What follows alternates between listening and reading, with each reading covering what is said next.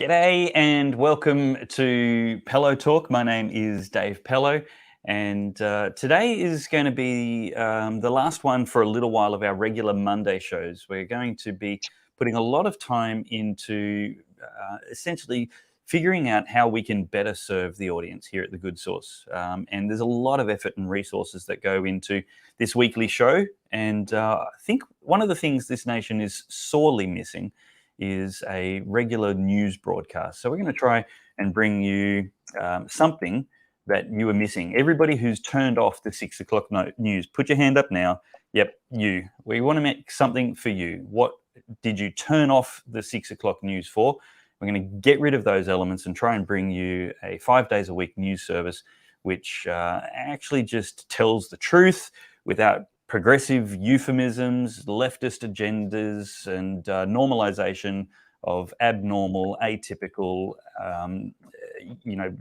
all the toxic anti-family, anti-Christian, anti-conservative, anti-truth, anti-justice, anti-liberty agendas that so proliferate and pollute the lying harlot media. That's what we want to put a lot more time and effort into that. By the way, if you think you've got some skills you'd like to contribute to that in any way on a voluntary basis, if you've got some time, let me know. We're looking for people to be a brains trust. What is the news? What's the news that's not being told? Sometimes the lying harlot media tells lies. Sometimes they just ignore the truth. Classic case in point, the Hunter Biden laptop story. It was just not a story. They didn't lie about it. They just ignored it, buried it, swept it under the rug. That's the kind of thing we're going to need. Eyes and ears bringing us tips and snippets to say, look, here's the news. Let's tell Australians this. So that's one of the things we want to spend a lot of the volunteer and staff time that we've got. And of course, increasing resources will be able to do more of everything that needs happening, especially these important opinion commentary shows. It doesn't mean we're going to stop doing them. We're just going to probably not be able to do them weekly. We'll do them as needs and headlines arise. But we can't have enough of those conversations. And so joining me today on Pellowe Talk, the panel is Bernie Finn, MP, a member of the Legislative Council in Victoria, as well as Alexandra Marshall, editor of The Spectator Online Flat White.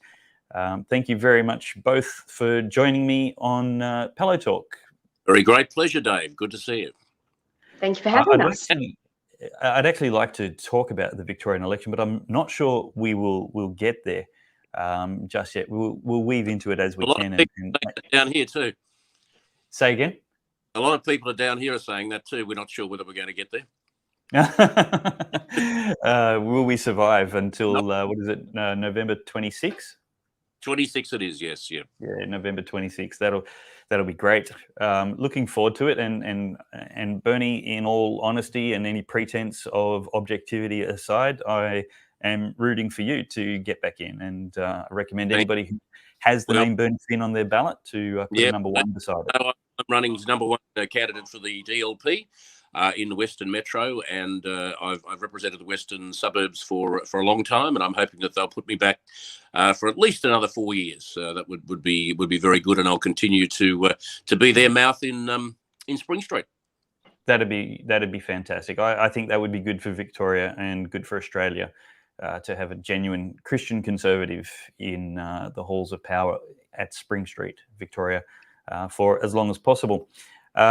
Bernie, you were at the CPAC event this weekend, and it was an inspiring weekend. I really wanted to go. I had my tickets all lined up, ready to go, and then I looked at the airfares, and it was just astronomical. There's no way I could justify an $800 return flight for the conference.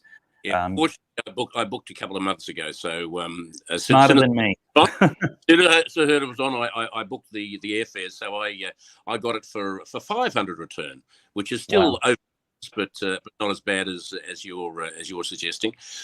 Dave, it was just the most extraordinary weekend, the most amazing weekend, and if I can say, I left Sydney yesterday with a spring in my step and joy in my heart.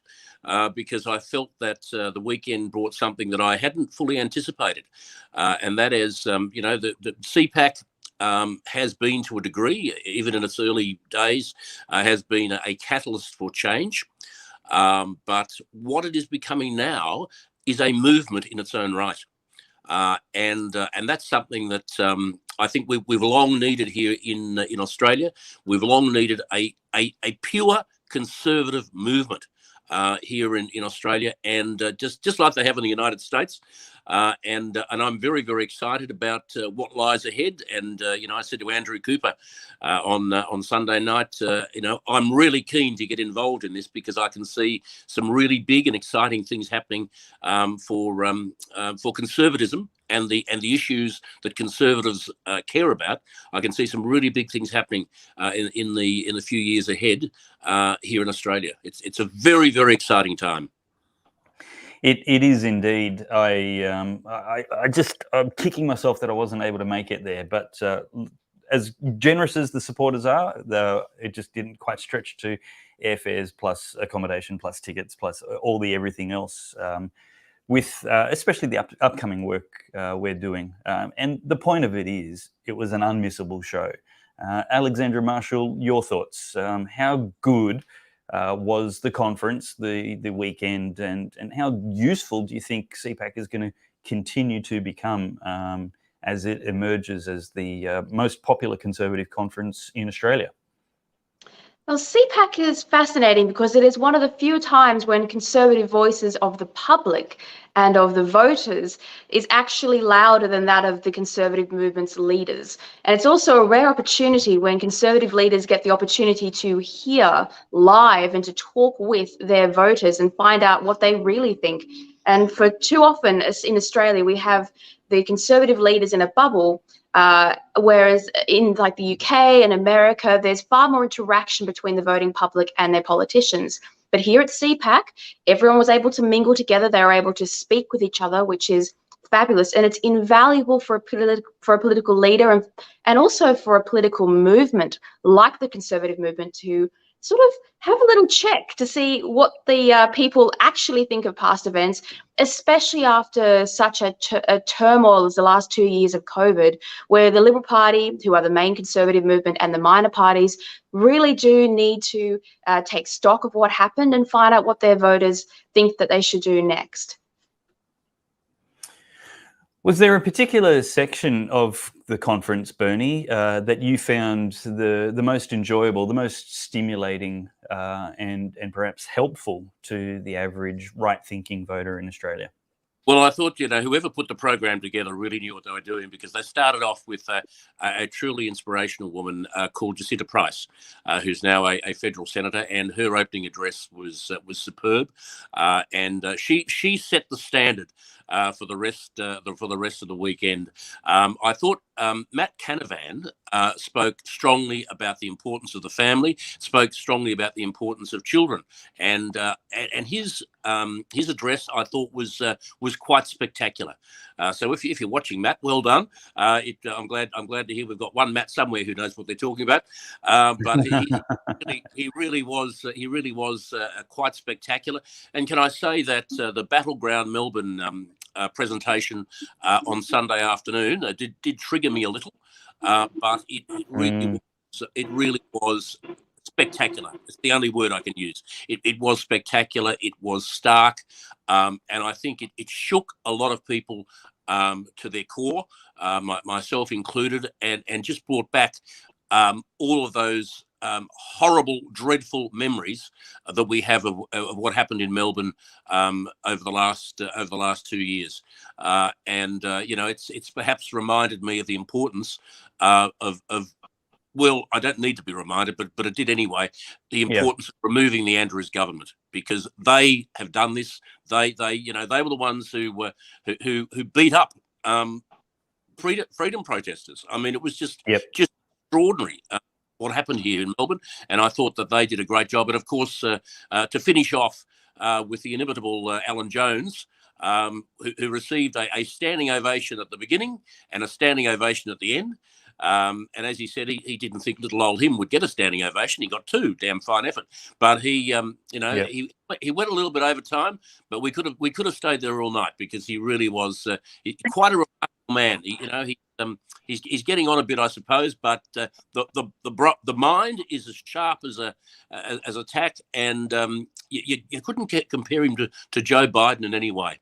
So it was a great finish, great in the middle, and great at the end. So it really was a superb conference all up. Just magnificent. Yeah. No one would dare.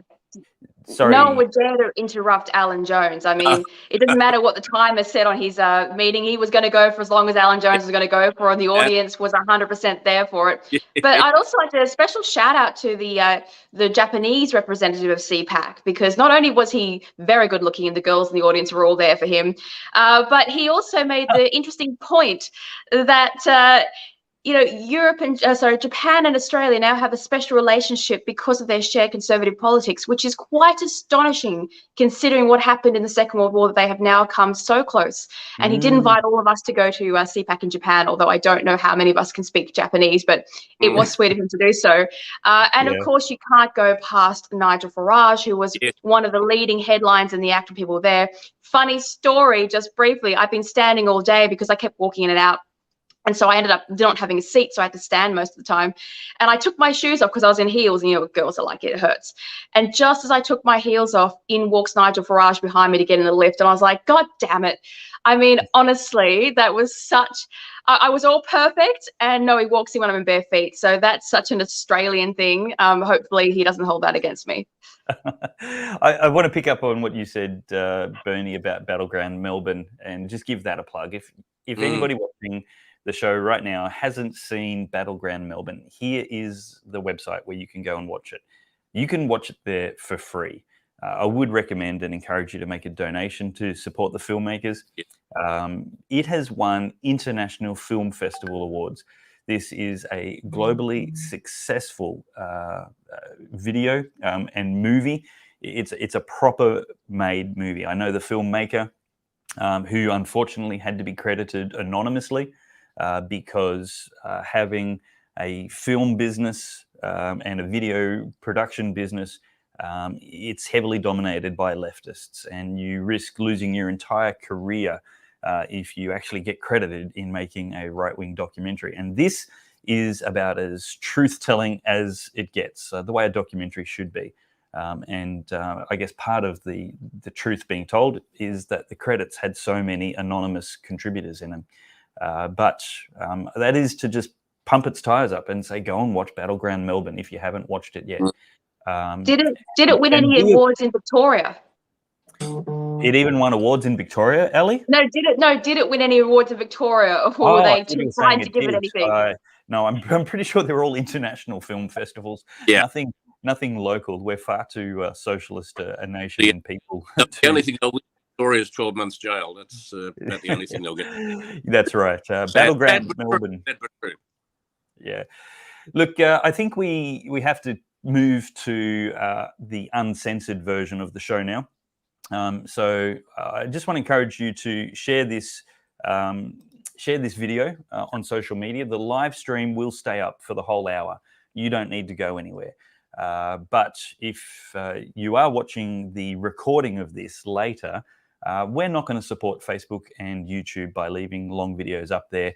And we're not going to cooperate with their dictates of abhorrent community standards, which are anti-truth, anti-justice, and anti-Christian and anti-family.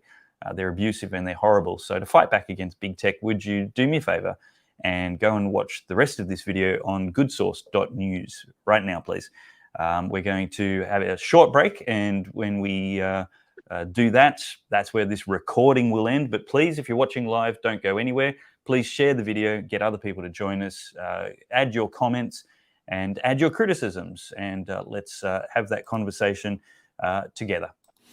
May all that you stand for and that we stand for be preserved under the providence of God for the happiness of mankind. The trouble is caused by unthinking people who carelessly throw away ageless ideals as if they were old and outworn machinery. But it is the values of individual liberty, equality before the law, and the supremacy of people over the state to which we can always with confidence return as a powerful and uniting force. Australia is not a secular country. It is a free country.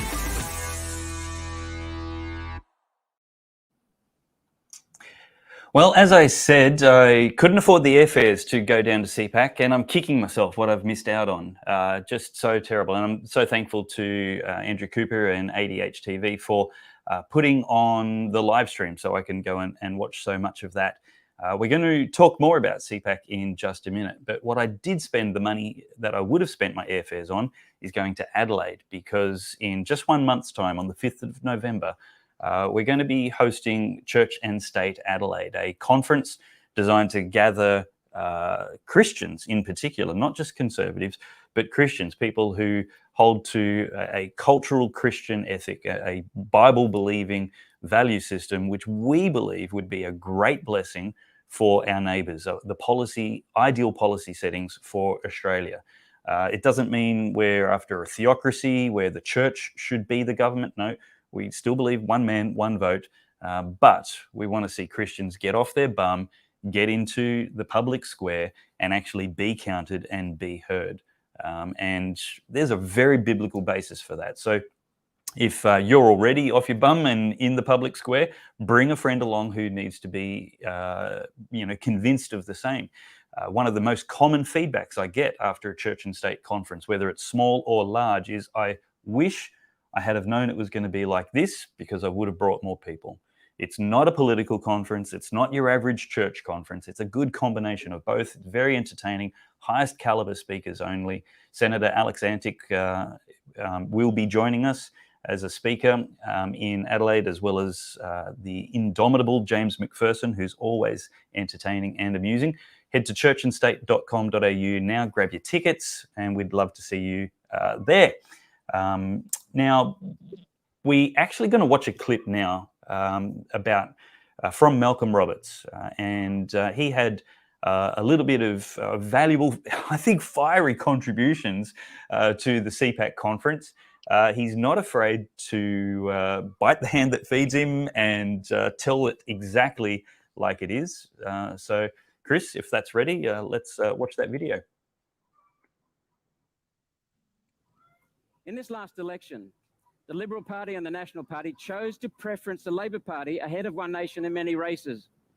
In the end, delivering the Senate to the ALP and neutering the Liberal Party. So what the hell is going on? Like many people here, I do hope the Liberals rediscover their roots in true liberalism, true conservatism. It would, however, be unbelievable if the Liberals achieved that in a single weekend-long pep rally. Where is Peter Dutton, can I ask?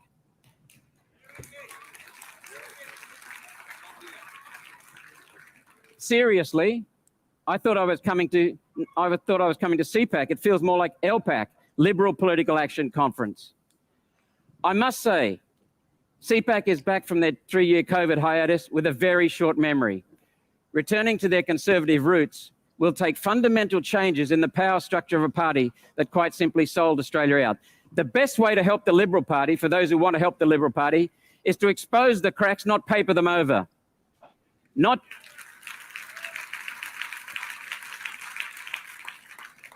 And not just during COVID, but going back to the days of John Howard and his implementation of the 1997 UN Kyoto Protocol that stripped property rights from farmers to meet targets imposed by the UN without compensation, and going around the Constitution to do so.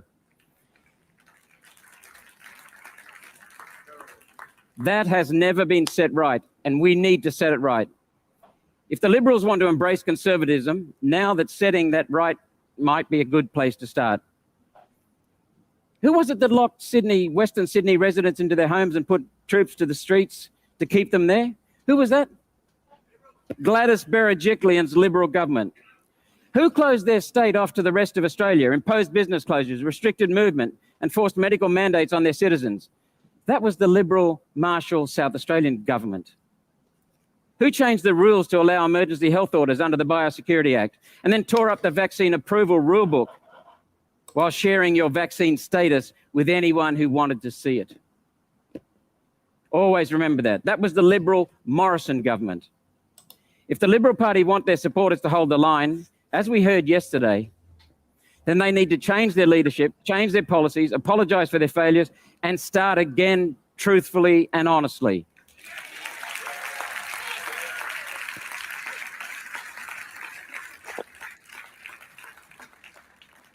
And they need to call a royal commission into COVID. Although maybe under Albanese, it might be better if they just let the senators get on with having a Senate select inquiry into it, because we can ask the questions that need to be asked.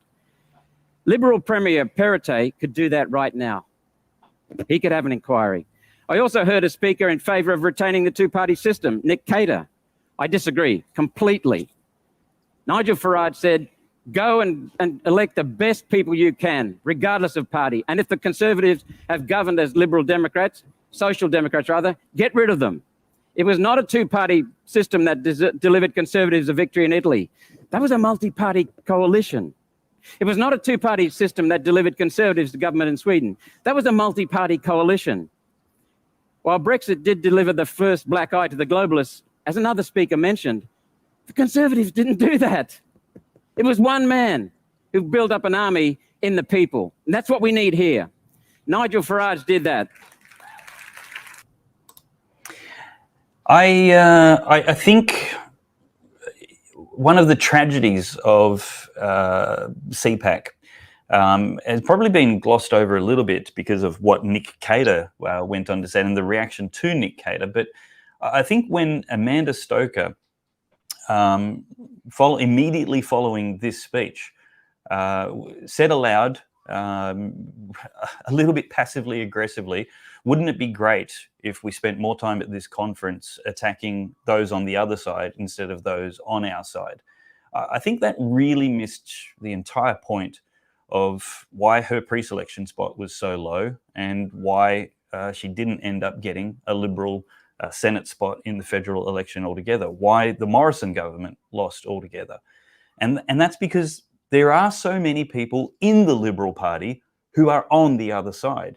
They're the people who spend all their time trying to eradicate Conservatives and Christians from the Liberal Party. They are spending and exerting a lot of energy, both rhetorically and publicly, in the PR battle and in the actual factions in the party itself, attacking Christians and Conservatives. So a speech like Malcolm Roberts just gave then is precisely attacking people on the other side. And a conference like that is exactly the right place where we should be focusing on and debating those issues, not indulging in some kind of Liberal Party backslapping, self-congratulatory echo chamber. Bernie Finn, you are just one such person, perhaps the most recent exact example of somebody who has been persecuted, an elected member of Parliament, persecuted out of and expelled from the Liberal Party by the current Victorian Liberal Party leader, Matthew Guy. And you've been kicked out of the party because of a classic Conservative position, and that is being pro-life and condemning the child sacrifice industry in Australia. What are the merits, do you think, of what Malcolm Roberts had to say then? And what were your thoughts when Amanda Stoker had that to say about his speech moments later? Well, I thought Amanda probably missed the mark a bit. I've got a lot of time for Amanda, and I'm really disappointed that she's no longer in Parliament, because I thought she was an outstanding Conservative senator. What we have to do is we have to stop listing people as Liberal or Labor or National. We should be listing them as Socialists or Conservatives or whatever the left of the Liberal Party is these days. We have to start speaking in those sorts of terms. Quite frankly, here in Victoria, the Liberal Party's a total mess because it does not know what it believes in.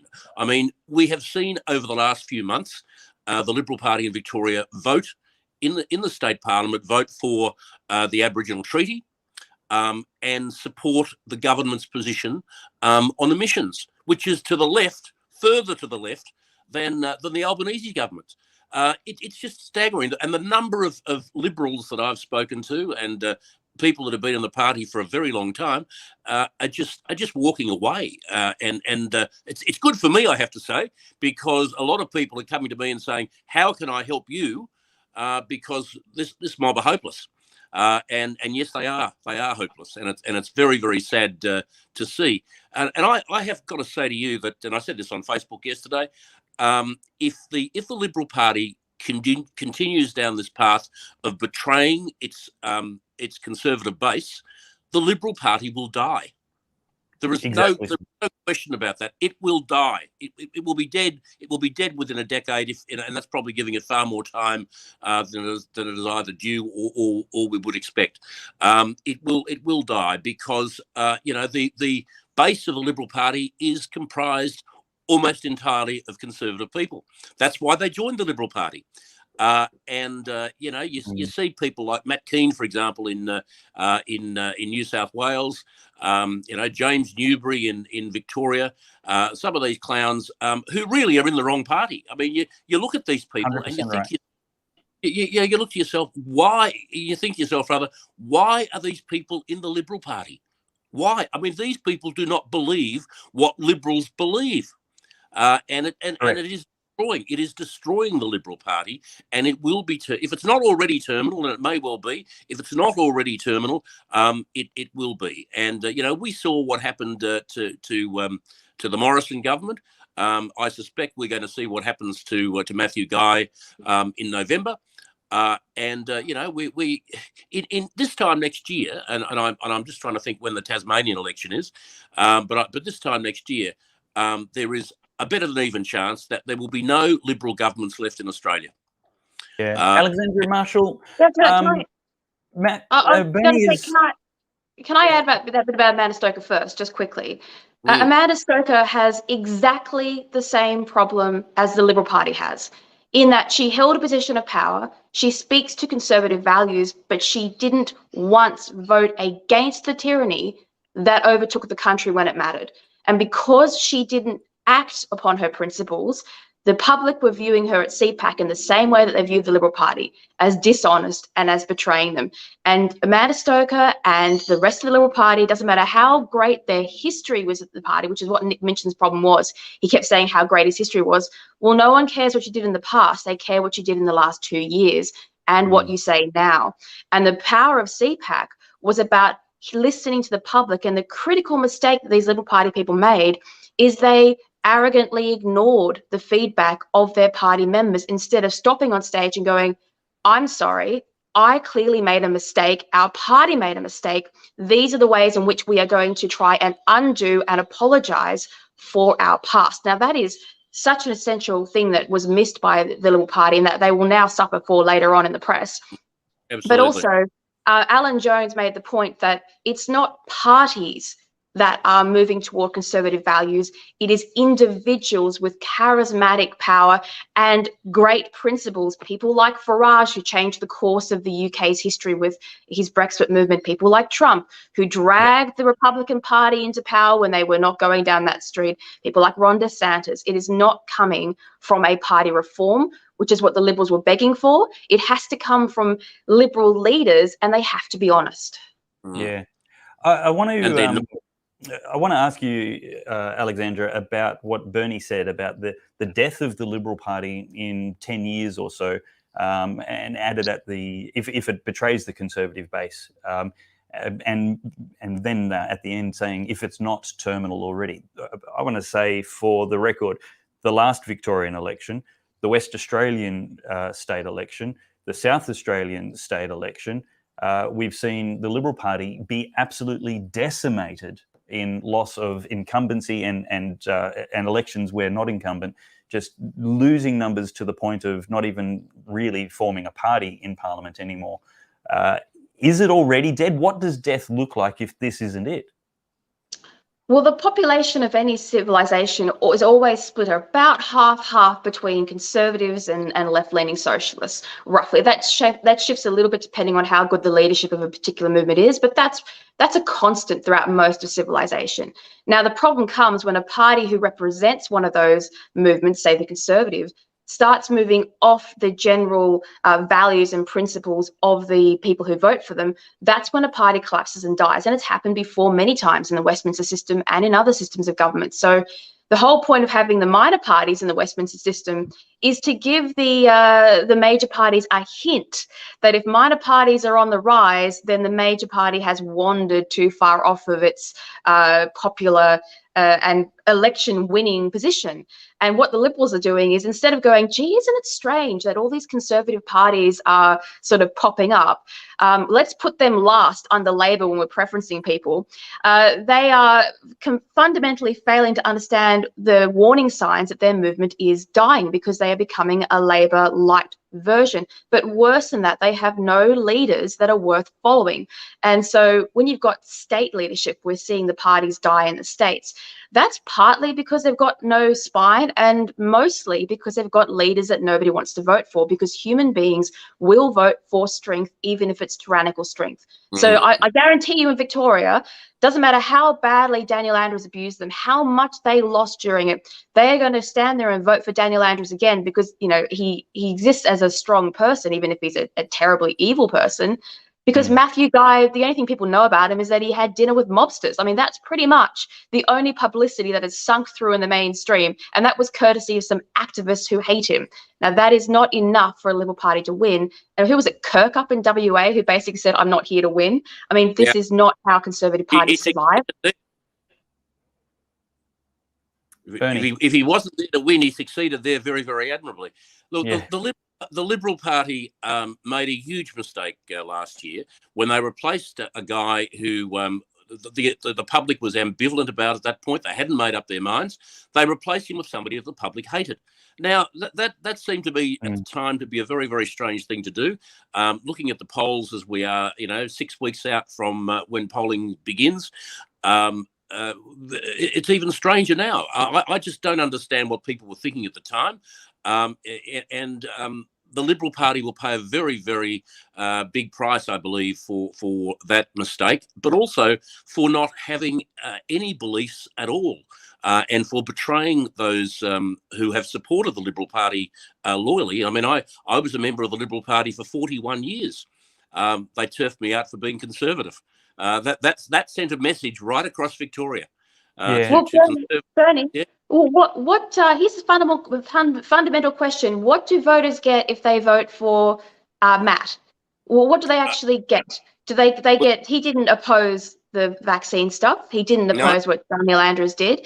He's more left than Daniel Andrews on net zero policies. He wants to give more money to renewables things. Like, what do they actually get if they vote for Matt? I mean, no one can answer if there's anything conservative about him or about the party.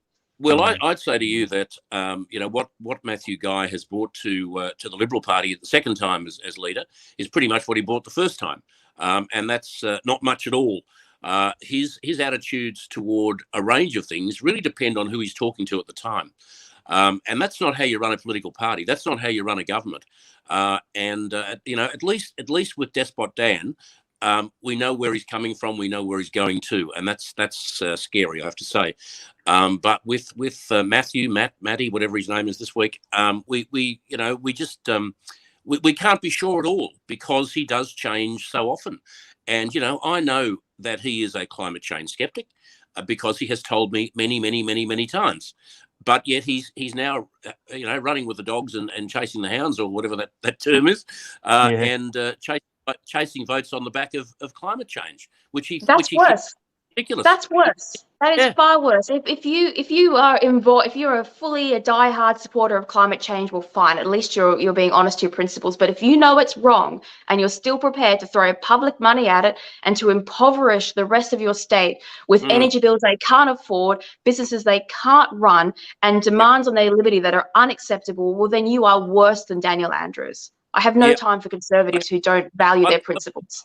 Yeah, look, I've got to agree. And, the fact of the matter is there are a lot of Liberal, not just members, but Liberal voters who are looking at the Liberal Party, and they're asking exactly the same question, Alexandra, that you asked. Why the hell should we vote for these people?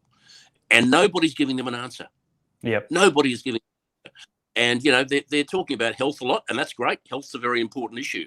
But, we have got, in this state, we have got around about $170 to $175 billion debt at this point in time. So we, how we would turn that back, how we would actually do anything about that, that's not being addressed by the Liberal Party. And I mean, that's talking about the state's future. That's talking about burdening not just my kids, but my grandkids and possibly my great-grandkids with a debt that they're going to be paying off for many, many years to come.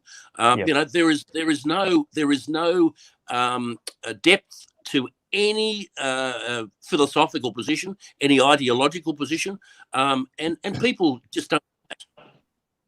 One of the things that I've seen, we've all seen, but I'm just going to observe it for the conversation now, is that the Liberal Party in Queensland and South Australia, at the very least, probably other states as well, there have been concerted efforts by the party branch, not the parliamentary branch, but the party branch, to expel people who are from minor conservative parties. When Cory Bernardi's party collapsed and he shut it down, and they got rid of Malcolm Turnbull, a whole bunch of conservatives wanted to go back to the Liberal Party and be part of that movement, and they were rejected en masse, coldly and clinically. There's also been in South Australia, headlines in the newspaper about the move to expel Christians and conservatives who have been recruiting to the Liberal Party. Well, we don't want you guys doing a recruitment drive for the Liberal Party. That's no good. We like it as it is. I want to know why it's not a valid strategy to put the shoe on the other foot. I agree that the Liberal Party should be a broad church. It should be a broad tent which invites people from disparate tribes to unite and fight against socialism and collectivism and all the various forms of that. That should welcome people right of centre like conservatives and Christians and classical liberals and the such like. But is it such a big tent that it's a circus tent and includes clowns like Malcolm Turnbull and Simon Birmingham and Matthew Guy? I think if we have a look at the Liberal Party's value statements, these are things I can get behind, and I just wish the Liberal Party would get behind them. For example, during the last few years, the Federal Liberal Party and many of its state branches certainly did not believe in the inalienable rights and freedoms of all peoples. No, we can absolutely alienate rights and freedoms when we deem it to be in the greater good. That's called fascism. The Liberal Party says they work towards a lean government that minimises interference in our daily lives. What? That's exactly the opposite of what Liberal governments and politicians said over the last 2 or 3 years during the COVID emergency. I would love it if the Liberal Party actually believed those things and got back into it. And so, maybe there is a point that we could get back to the Liberal Party. Maybe the Liberal Party doesn't need fixing if only it was true to itself. And that's perhaps what Nick Minchin was saying in this clip we're about to show at CPAC, which went down like a lead balloon. Chris, let's play that video. A lot this weekend, people are saying, the party's changed or whatever. I mean, is the party an immutable force, and can people still actually get in and change it from within if they were committed? Well, to be frank, I don't know that the Liberal Party needs a whole lot of changing. It has profound... I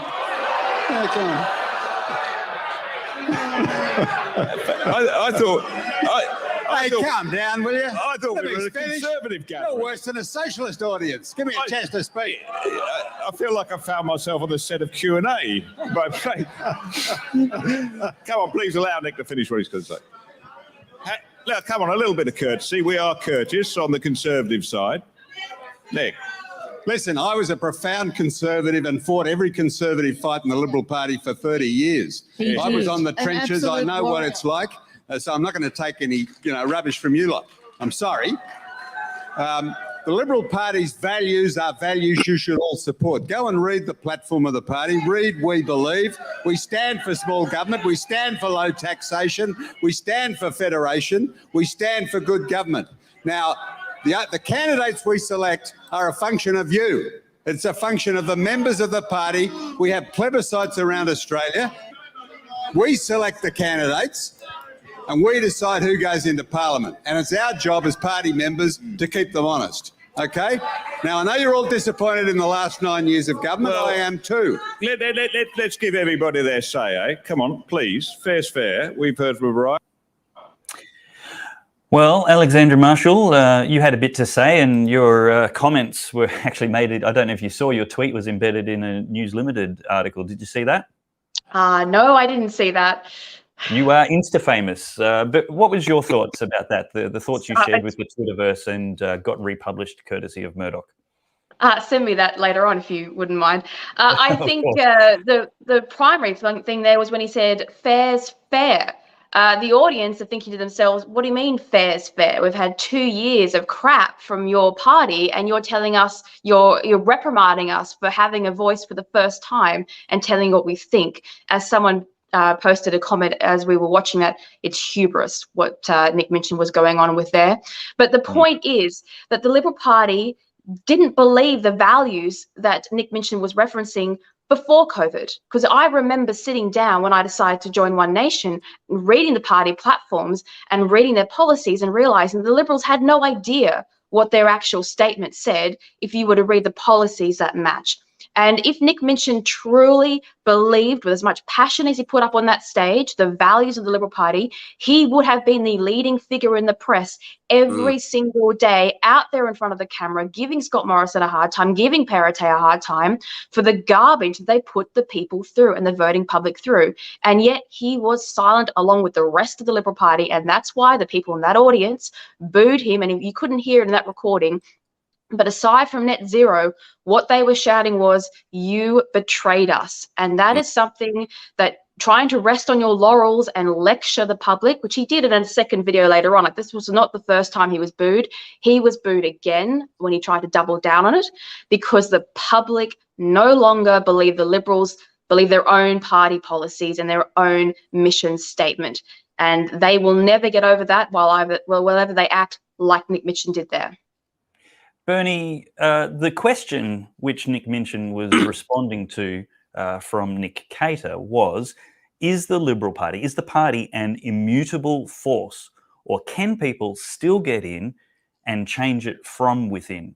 Now, it sounds to me like he's describing, he's intending to describe the push, the impetus that people like Senator Alex Antic are having successfully in the South Australian branch, where they are doing an effective recruitment drive of genuine Conservatives. They're not paying for people's memberships. They're not controlling their votes. It's not branch stacking. It's 100% legitimate and ethical and within constitutional guidelines. They are recruiting members to the party in the view of renewing it to its Conservative roots. They are doing it well. But it sounds to me like what he's describing is the actual long march through the institutions, such as the infiltration by left-wing Marxists into the Liberal Party, who have proven that you can actually get in and change it from within.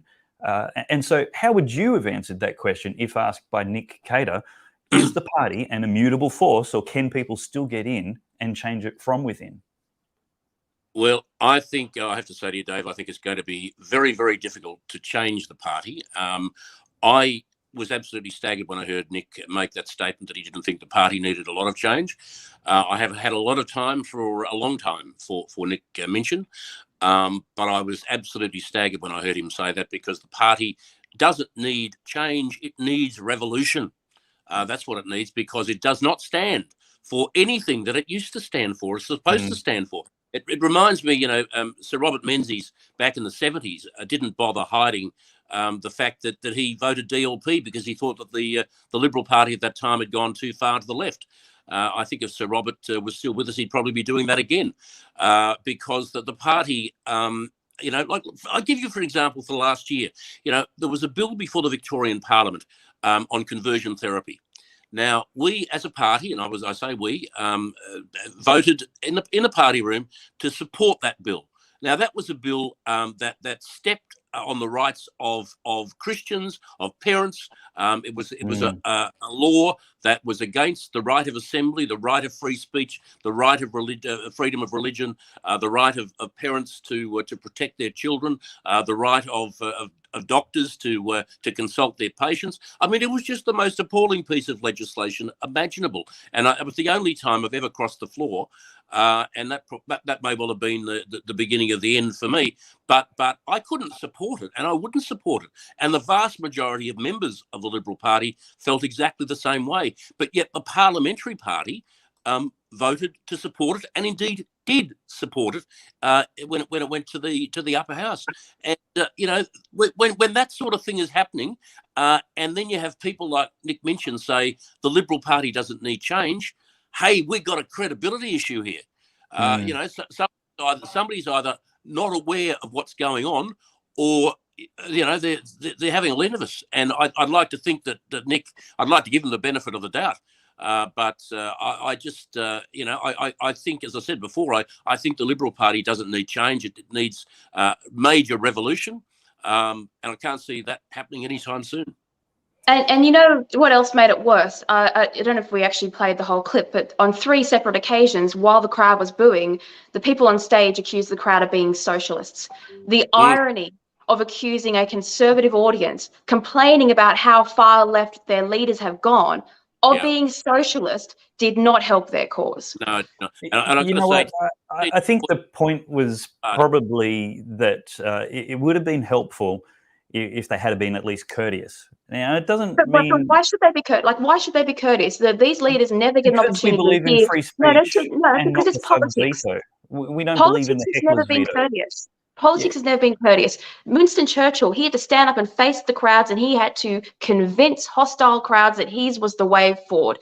And if the Conservatives cannot do that with their own audience and face a little bit of backlash, then they are not skilled enough to lead the party out of the mess that it's in. I mean, this is politics. You're absolutely right, but we have to be capable of acknowledging when we've made a mistake. You're right.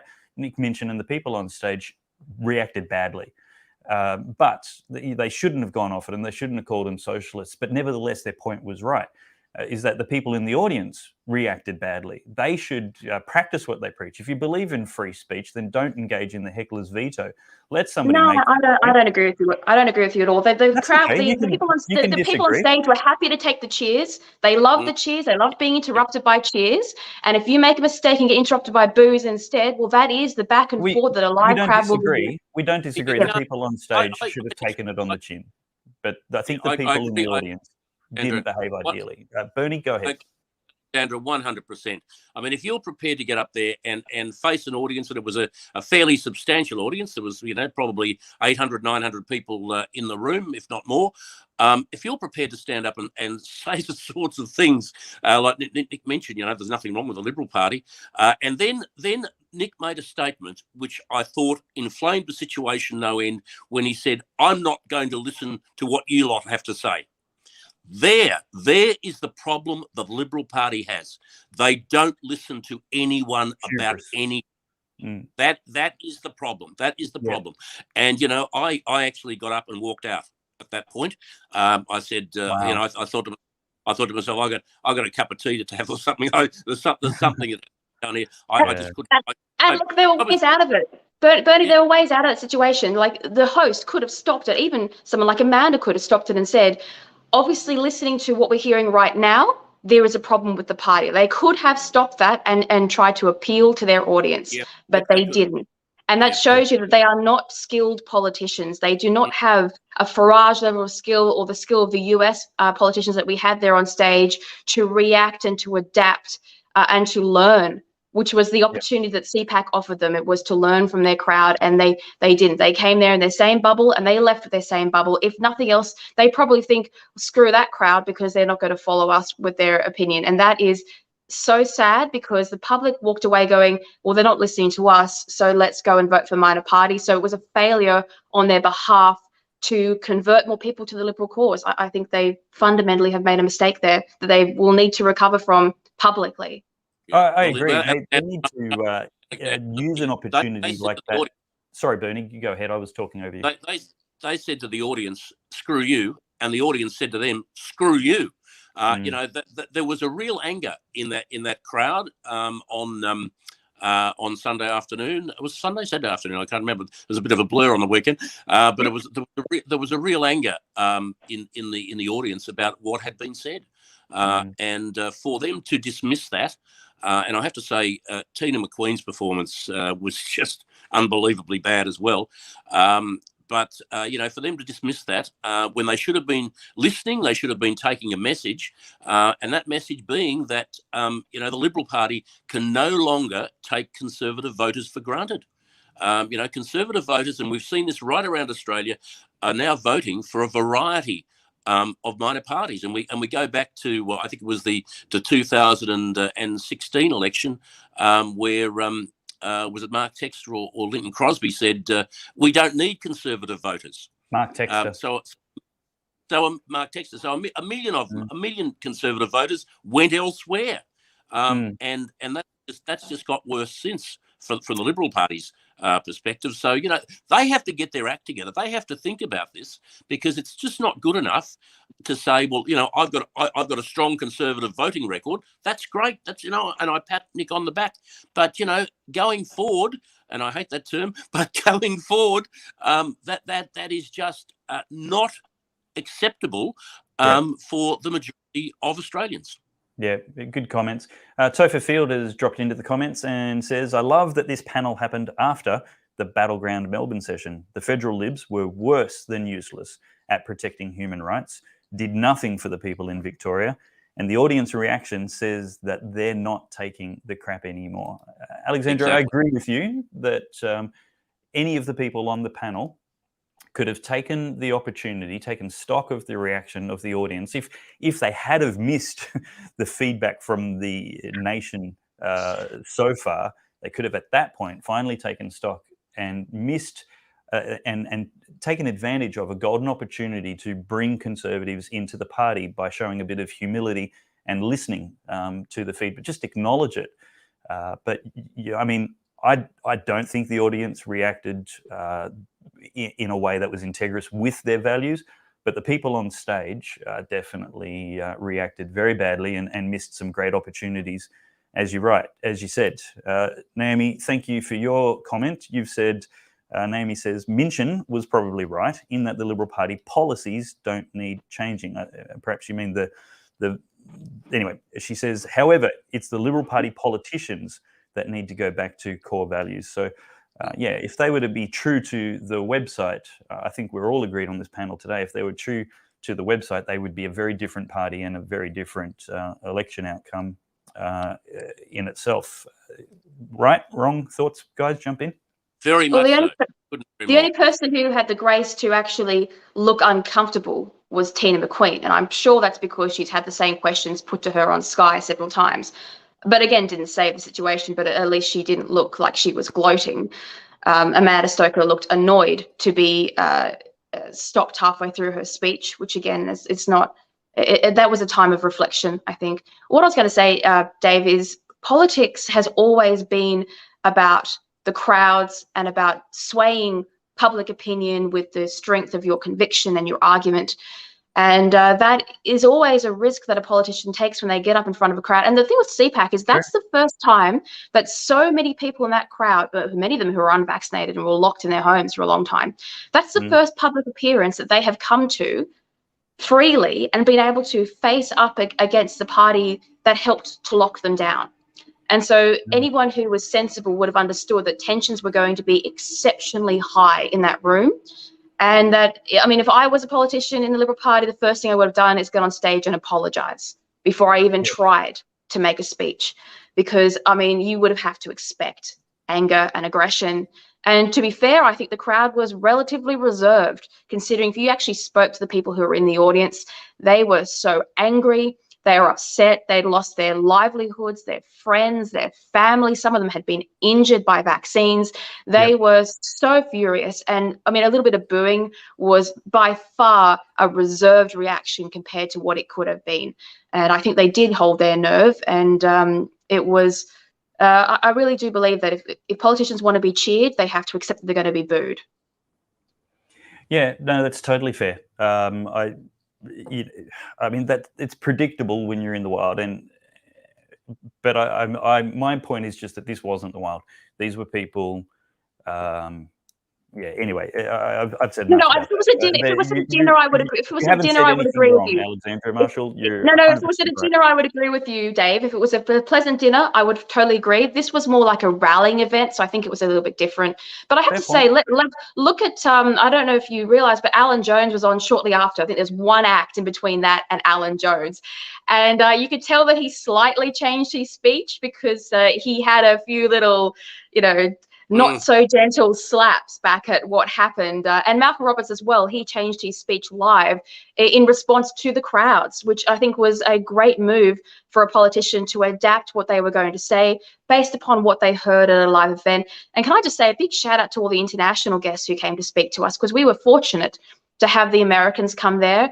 And they were also, funnily enough, apologetic for America, because poor Americans, they have Biden as their world leader, and they feel incredibly sorry for the world having to face up for that as the leader.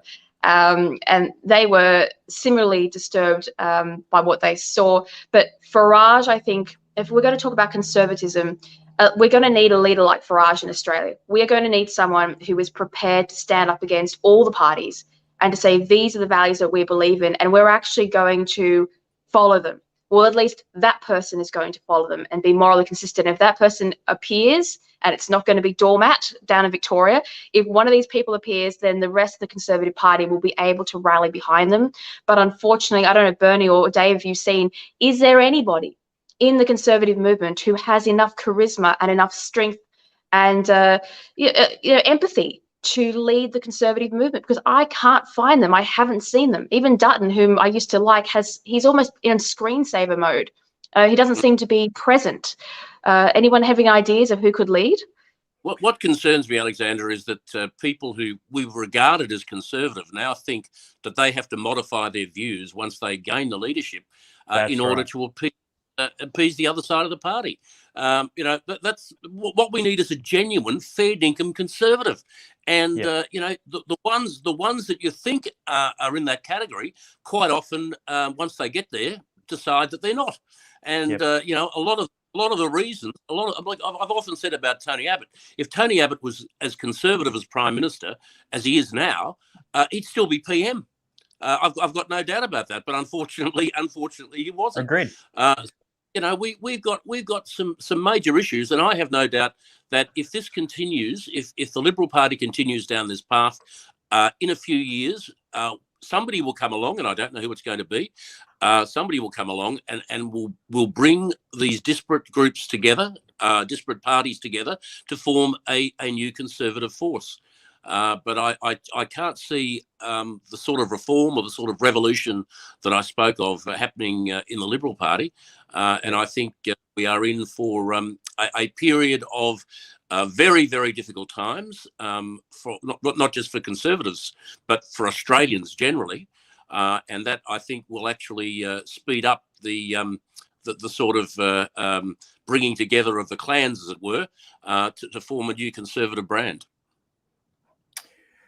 Yeah, geez, look, if it was, I think the ideal situation that would work would be some kind of amalgamation or coalition between the minor parties.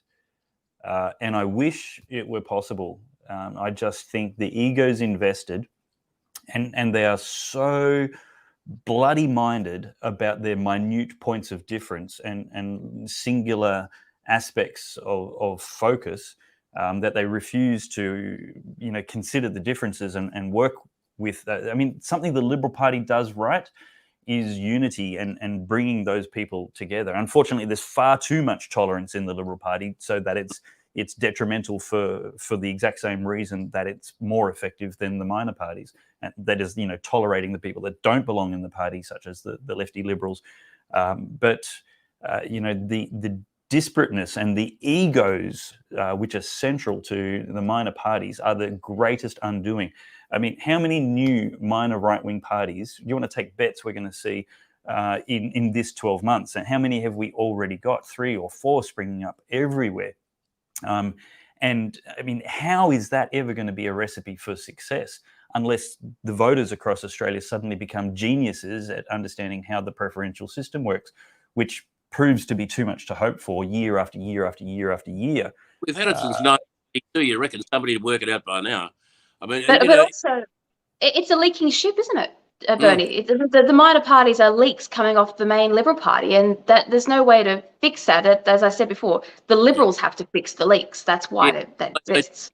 Right, exactly right. As you know, as long as the Liberal Party continues down this path, as I said before, of betraying their conservative base, then that base will continue to desert them. And if you haven't got a base, you haven't got a party.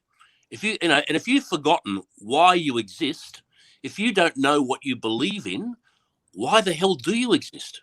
And that's the question the Liberal Party has to face and has to answer pretty soon, I'd suggest, very soon. But also the first.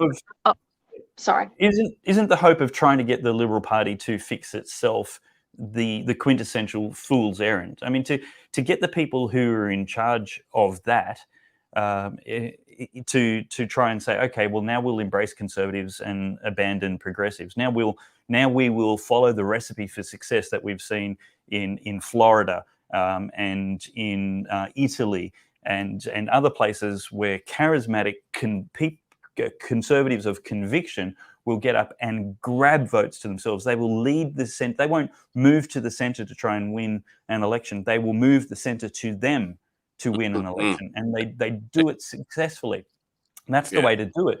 But do you think anybody who's currently in the Liberal Party can do that?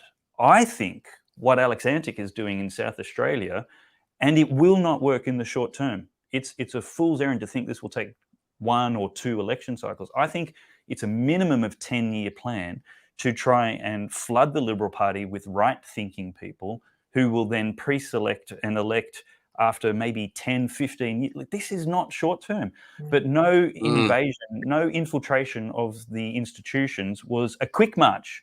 It's the long march through the institutions which has made the Marxists dominate our culture and infiltrate the Liberal Party. And I think if we say that's a proven strategy and we learn from their success and we stop repeating the formulas for our failure, I think we've got a chance of replacing those people who will then be able to sit at the throttles of power, levers of power in the Liberal Party and go, you know what?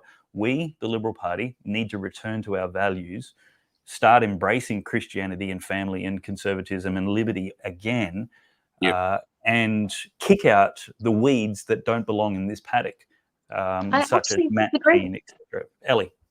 I disagree with you, actually. You might be happy about this disagreement for a change, Dave, in that although the rot of parties, when a party holds power and has held power for a long time, can be slow and insidious, where you get people sitting on safe seats for a long time and gradually degrading the party, politics has this incredible function in Westminster systems to be rapid as well, in which a single election cycle can fundamentally alter and repair a party, because it is like every election cycle is pretty much a clean slate.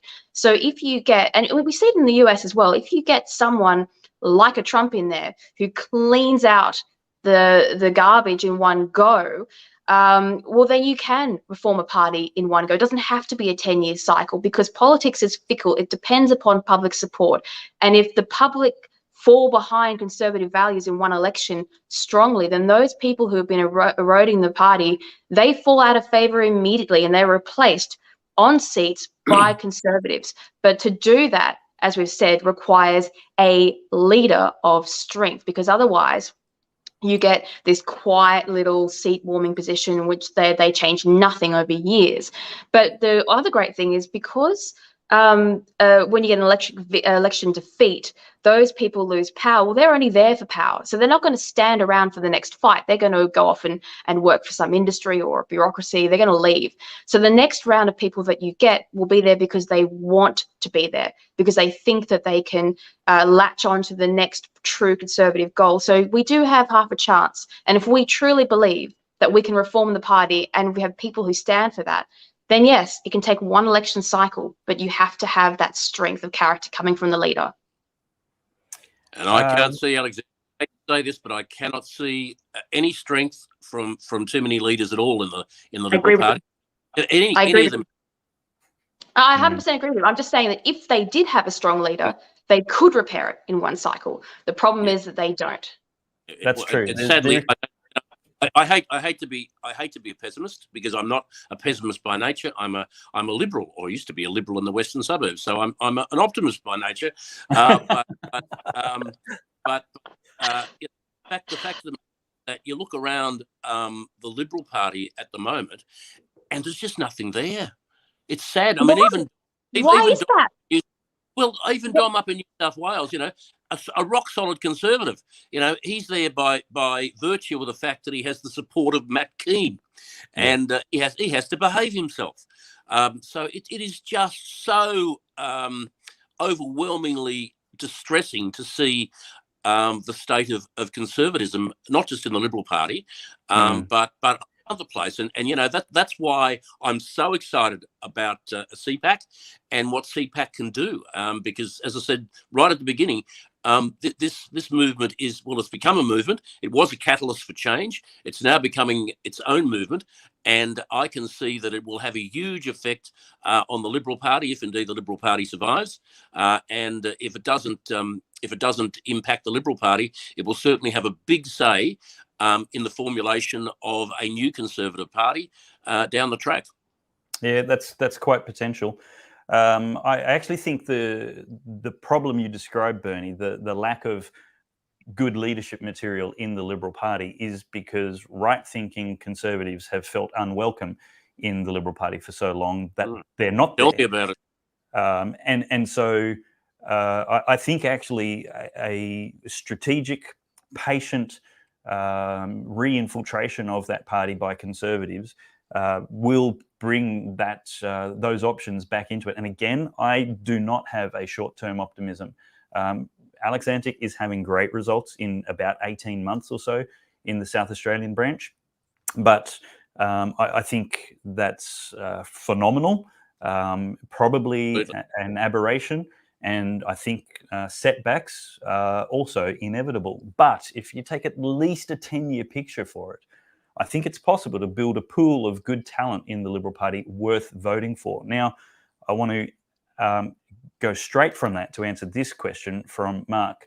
Mark says, are you able to be part of two parties, One Nation and Liberal Party, to help clean the swamp? Mark, that's an excellent question, because here's my thought. Joining the Liberal Party should not be an exercise in supporting the Liberal Party. Joining the Liberal Party should be an exercise in democracy. You're there not because you like the Liberal Party, but because you don't like the Liberal Party, because they don't represent you. And that problem cannot be solved unless you are there and turn up for the votes. The votes at the things that pre-select people like Bernie Finn, when you've got this strong, outspoken, pro-life conservative, pro-liberty conservative in the branch, and he loses by a handful of votes in a pre-selection, you need to be there to be that handful of people so that 5 years from now, they can be the frontline leaders that we need in the movement. So I don't recommend supporting the Liberal Party. And here's how you have your cake and eat it too. You have your membership in the Liberal Party, you pay your fees, you turn up when you needed to vote, and you support the good guys. And this is how you actively oppose the progressives in the Liberal Party in those branch meetings when there's 100 people there. But come election day, your voters, your ballot is secret. It's private. Your donations under certain thresholds are also private. You should absolutely vote for, you mentioned One Nation, but any candidate from any party who is better than all the rest. Somebody else has said it in the comments this morning. Vote for the best candidate. Don't vote for the majors. That's exactly the right way to do it. You don't have to vote for them just because you're a member of them. You can be there, be an influence, long-term influence, be patient, but not be a supporter. And maybe there's a Liberal Party candidate 3 electorates away that's worth supporting when your own one isn't. That's totally fine. If you want to actually go volunteer on the other side of the city where nobody can recognize you for somebody not in your party, that's also a great idea. So I don't think you can, I think every party's constitution would ask you to not be a member of another party. So their own constitutions would probably ban that. But that's going to be, I think, the closest way of getting that kind of result. Bernie, your thoughts on Mark's question? Well, I think, as you say, most parties, if not all parties, would say that you can only be in this party. So, you would not be able to be in, you not have dual membership of other parties. Look, I've been trying for 41 years to make the Liberal Party a more conservative party, and I have to admit that I've failed, and that distresses me. I have to say, the thing that really upsets me about the proposition that you put forward, Dave, is that we have to put up with a socialist government for 10 or maybe 15 years to allow this process to happen. Now, how many generations of kids are going to have their minds destroyed by the socialist crap that they're being taught in schools? Yeah. How many generations of kids are going to be killed in abortuaries? Who are never going to get to school? How many small businesses are going to hit the wall because of incompetence from socialist governments? So much damage is going to happen over the next decade or 15 years, while we're buggerizing around in the background trying to get the numbers. That's what concerns me. I mean, it's not about what happens in the parties. What it should be about is what happens in the country, in the state, and the community. That's what it's about. And the sooner, we can't afford to muck around. The sooner we get things fixed, the better. We just can't wait any longer.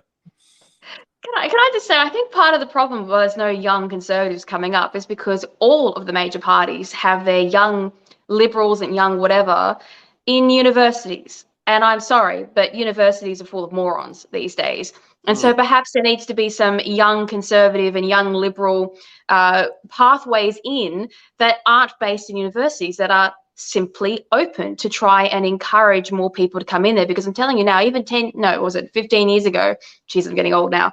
Even then, the university parties were terrible. They were enough to put anybody off joining politics. And so we are not getting a new line of Conservatives coming up because they wander into these places, go, this is rubbish, and they leave. That's not good enough for the parties. They have to do better. They have to have more open events, more debates, more interaction, more places for people to test their skills and to become better. I mean, that's something that the UK does that we don't do, and you can tell it in the difference. Like if you watch that stage, even Tony Abbott, who was a pretty good speaker, is so far behind the American and UK counterparts as far as running a crowd and leading a Conservative speech, because they do politics better in the UK.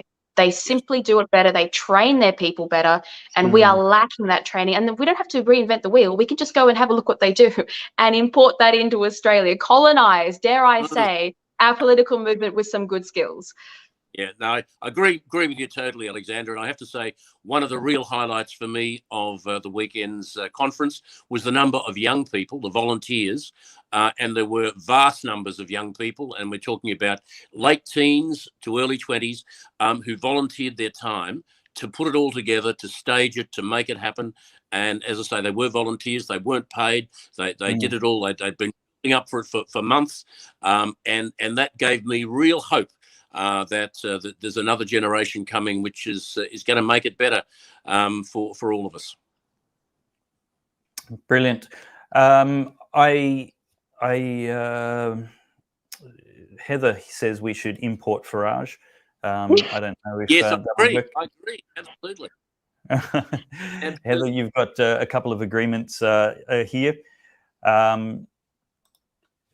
Look, this could be a really long conversation. I think we've probably covered enough right now before we start drifting off on too many rabbit trails. I think the highlight for encouragement and optimism right now is CPAC itself.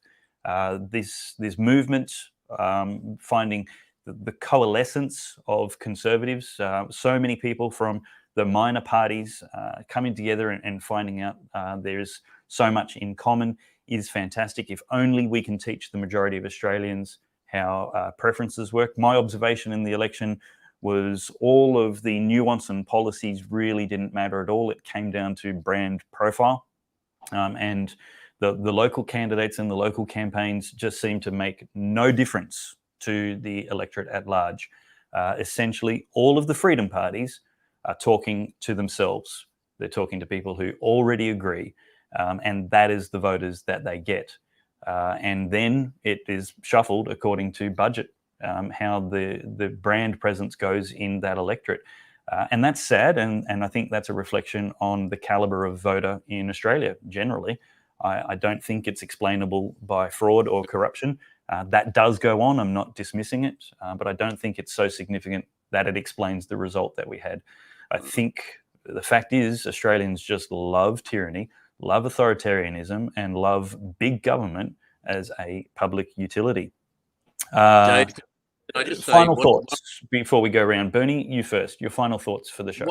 One thing that horrifies me and thing that has really hit me in the face severely over the last 2.5 years is the level of ignorance of our system right across the country. People just don't know. They don't care. Maybe more people care now than did. But they think that because they don't understand it, they can have no impact. And that's probably true. But people should take the time to get involved. They should take the time to actually understand what's happening, how they can have an impact. Otherwise, the future of democracy in this country is very much at risk, because there is an increasing number of people who think the whole thing's rigged, that they are disenfranchised, and it doesn't matter what they do, they're going to get the same result. I think that is a dreadful state of affairs, and that's something that we really need to address as a matter of urgency. Yeah, you're right, Bernie. And I heard, I think it was on Chris. What's that show that we were watching yesterday? Tim Poole. Tim Poole was saying on an episode that all the talk about fraud and corruption, while having large elements of factuality to it, the narrative itself demotivates people to participate in the system, thereby perpetuating the result that the corruptors wanted in the first place. So we have to actually understand the system and be in the system and vote and turn up if we wish to ever win it ever again. Alexandra, your final thoughts for the show. Well, the Liberal Party has made the fatal mistake of forgetting that culture comes from the top down. So instead of trying to chase votes on the left and their socialist left-leaning audience, they are the ones who have to lead the ideological revolution. They have to set the standards. They have to set the principles. Their voice has to be leading the charge, and then their voters will follow them, and the narrative of society will change. They will never get anywhere while ever they try to placate these people in the Marxist groups or the collective of things. They have to be the leaders of our nation and start acting like leaders. Otherwise, no one will follow them. It's up to the Conservatives and the Liberal Party, as the largest conservative movement in the country, to lead us out of this complete hellhole that we find ourselves in. So all I can say is, please, if there's anybody in the Conservative Party who's still listening, stand up, ignore what your party is saying, and show us some strength of character. Alexandra, how can people find more of and support the work you're doing to combat the lying harlot media? Thank you for reminding me. I, of course, write for Dave Pellowe over at The Good Source. You can find me on Twitter at @EllieMelly, which is on your screen right now. And please subscribe and follow thespectator.com.au, where we bring these stories and these voices who are outspoken to light. We will always publish conservative and libertarian views from here and overseas. So thank you all for your support, and also support Dave, who is doing such a wonderful job, and Bernie, if you're in Victoria. Absolutely. And Bernie, to the many Victorians who are watching right now, I want to say I'm glad you're a member of the Liberal Party if you are. I'm glad you're a member of any party if you are. If you're not, at least join a party. But to those people who are members of the Liberal Party in Victoria, you can still vote for Bernie Finn at the upcoming election. Nobody will know, and they Exactly. can't make it a condition of membership won't. that you don't. How do people support you, Bernard? Like, well, they can vote for me, or they can go to dlp.org.au and they can make a donation, or they can volunteer to assist, which is always very, very welcome. We are running in the upper house across the state.